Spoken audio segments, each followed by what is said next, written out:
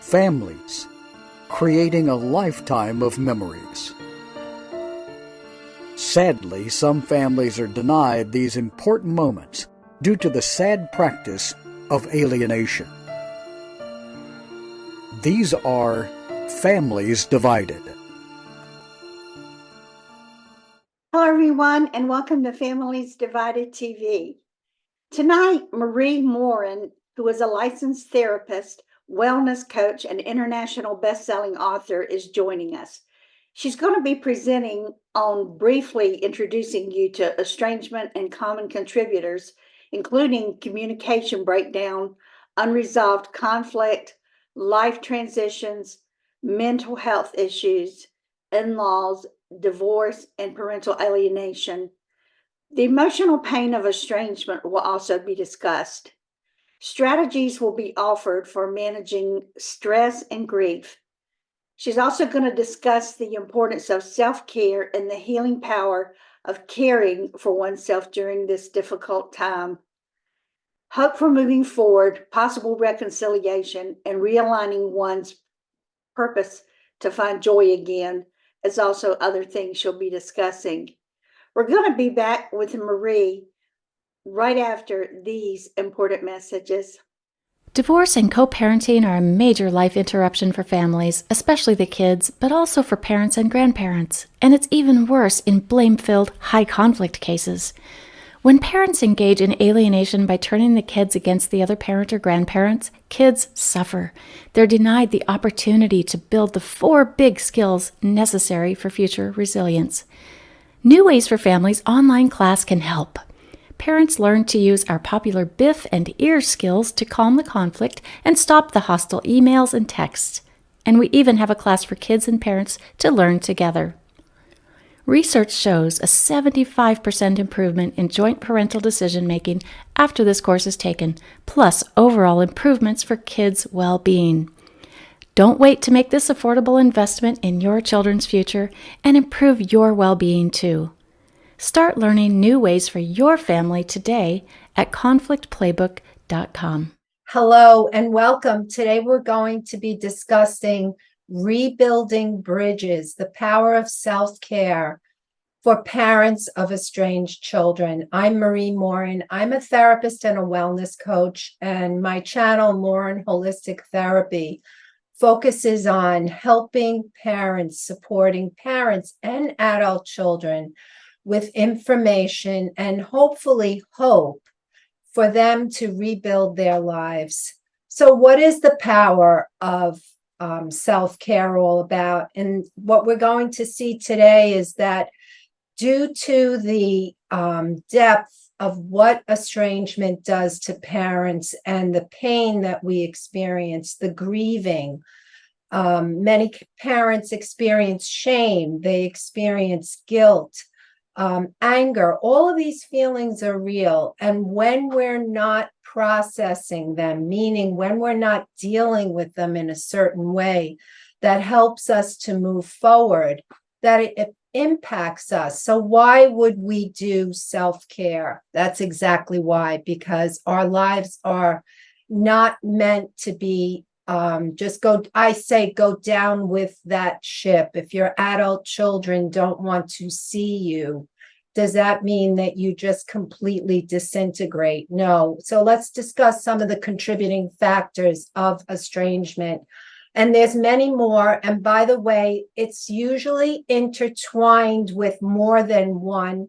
We know this channel does focus on parental alienation, but there's more that happen that contribute. It could be communication breakdown, differing values, unresolved conflicts, life transitions, mental health issues, and that includes addictions, in-laws, the influence of perhaps a spouse, divorce, and of course, the one that is so dreadful is this use of parental alienation.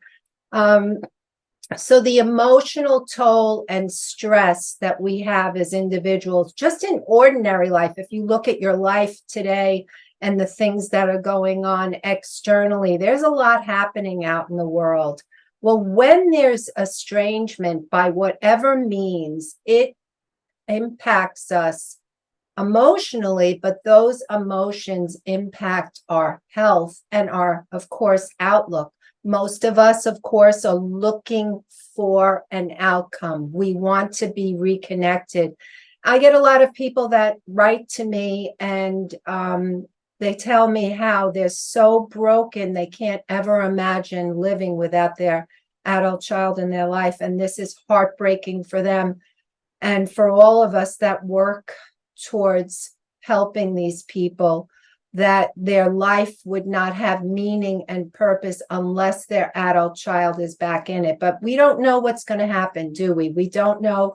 We know that according to research, the average length of estrangement is 4.5 years. We know that at least 27% of the US population is also estranged. So there's a lot of people that are suffering.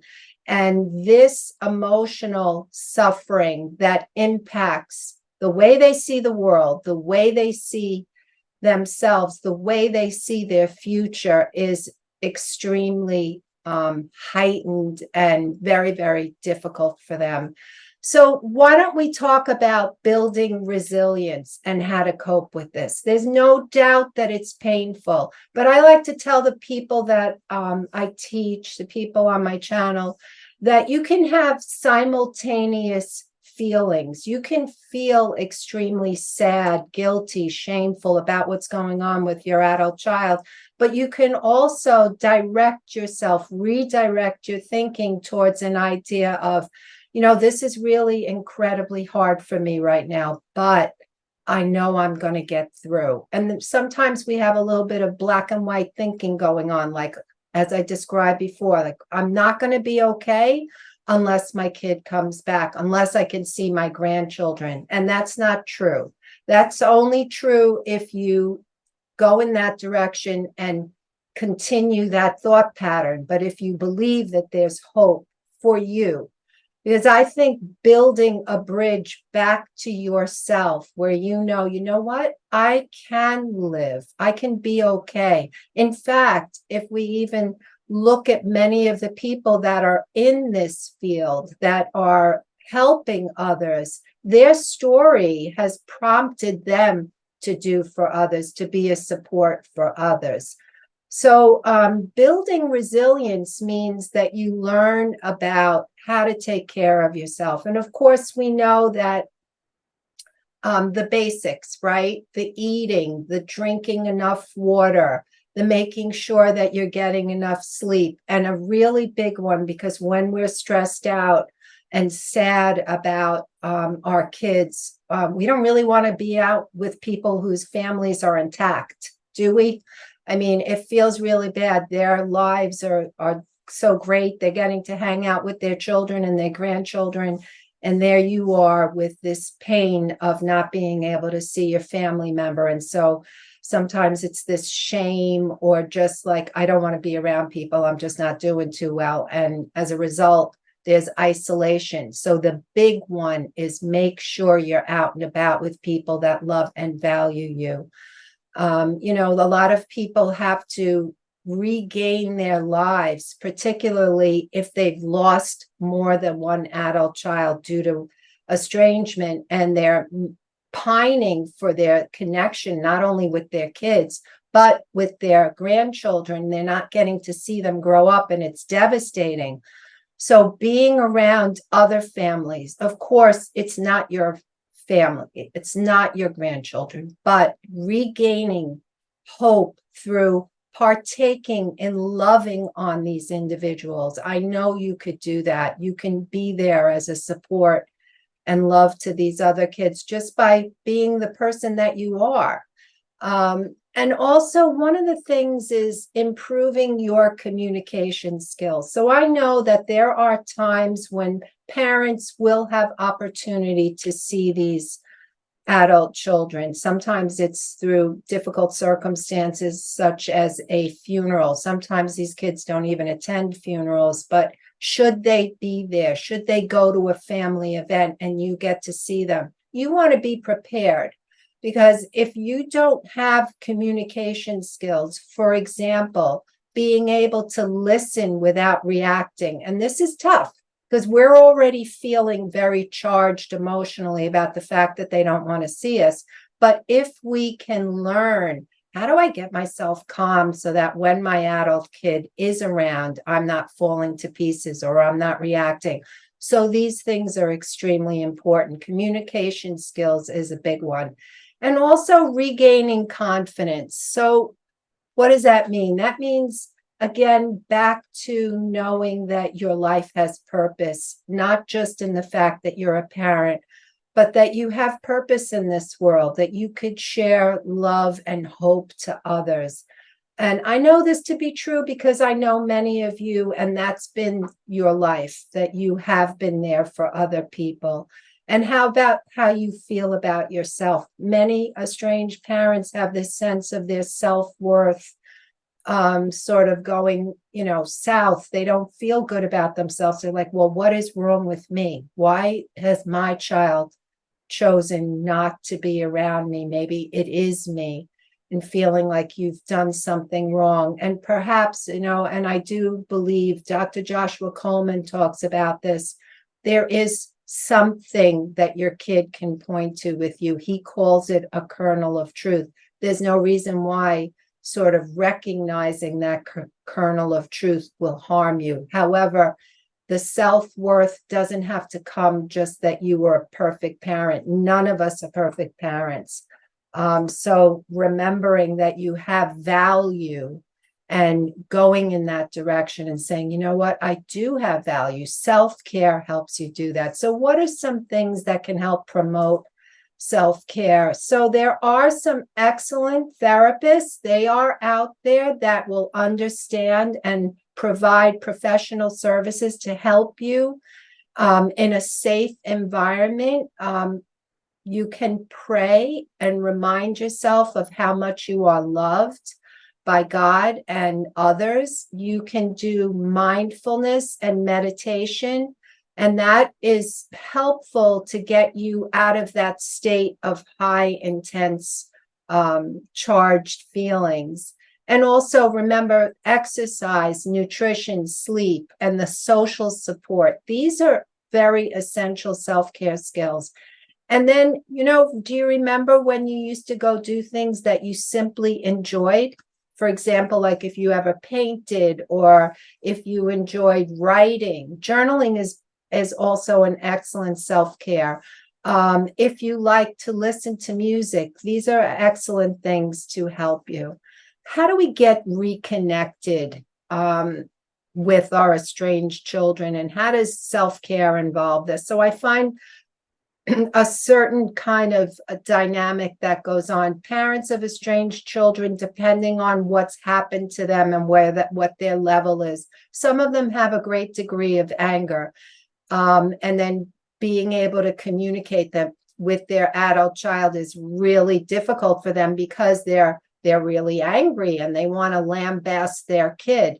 Well, when we're taking care of ourselves and we're doing these things that deal with the emotional toll, we're also preparing ourselves for this, I think, this unique parental expectation that adult children have. And let me elaborate on that for a second. So they want to hold all the cards, right? They want to be able to say, I want to see you, I don't want to see you, and I get to decide. This is the adult kid. But then at the same time, they hold us to this extremely high standard of parenting, meaning we're able to validate, we're able to listen, we're able not to explode, even though we really want to. We're able to show that we're strong. We're able to show that we're that parent that they've supposedly, some of them, what they're saying is that we could be that parent that highlights excellent parenting. Well, when we're taking care of ourselves, we're getting to that place of being that person. Why? Because we're showing that we have value. We're showing that we love ourselves and that we care for ourselves and we respect ourselves enough and that we have dignity and we're not just falling to pieces because our kids have decided to, and I feel like it's akin to being thrown to the curb, okay? So when we're taking care of ourselves, we're building ourselves, we're rebuilding. Self-care does that in this extraordinary way. I've treated people where they've been able to talk to their adult children when they've learned these things. And then their child is like, you know what? I do want to be around my parent. I do want to see them because I see that they're not as likely to be as emotionally charged as they used to be. So let me tell you a little bit about this one family that I dealt with, that I have a lot of hope because of this family. So there was alienation. The father was extremely cunning in the way that he did it. He didn't seem to be outright with the things he said about his wife. However, he cut the woman off at the knees. He cut the wife off at the knees. And as a result, his daughter didn't believe that the mother was well. And she wasn't. There were things about the mom that was a little bit, she suffered from a lot of medical issues and needed a lot of medical attention throughout their lives. She had a difficult upbringing, but the father kind of took advantage of this. And then as the daughter had relationship with her mom, she decided, you know what, Mom, you're just way too much of a handful. I don't want to see you anymore. And when I started seeing the mom and she told me about this, immediately she wanted to go to, hey, can you intervene? And I don't think it's a good idea to intervene until I do things like this. We talk about, we process emotions, we deal with the self-care issue, everything that I described. The mom got herself strong. She started taking care of herself. She went to doctors and addressed her issues. She talked to me. She was able to ventilate. She was able to learn how to communicate. And so finally the time came and the daughter was ready and we began having time together. And this daughter, just her heart just opened up to her mom. So I have a lot of hope for parents. I don't know what the definitive statistics are here, but I think if there's just one family, then that's good hope.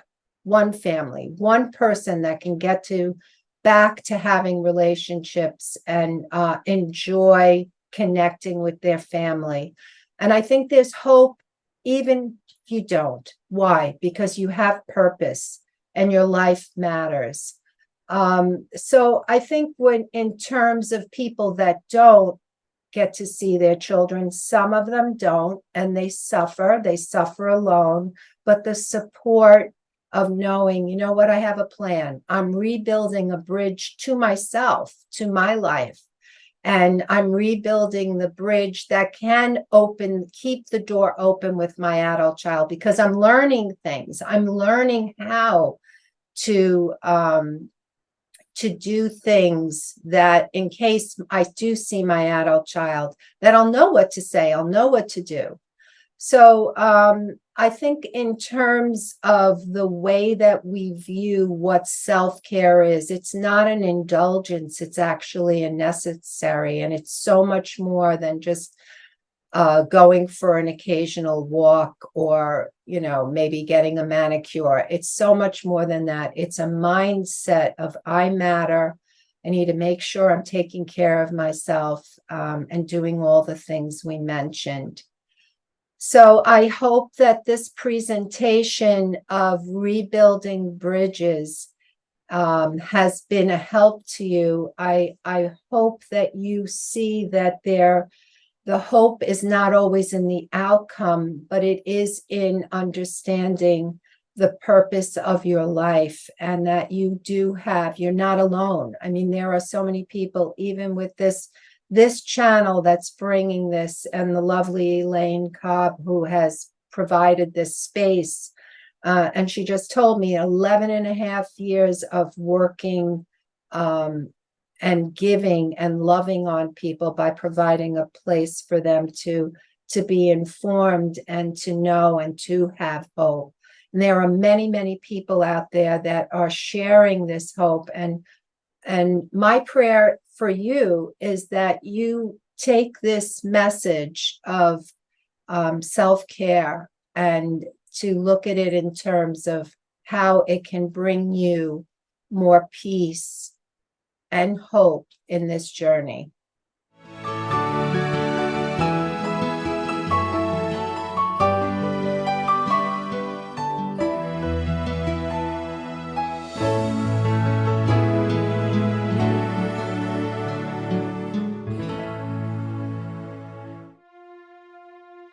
In our next episode of Families Divided TV, Megan Hunter will discuss with us new ways for life.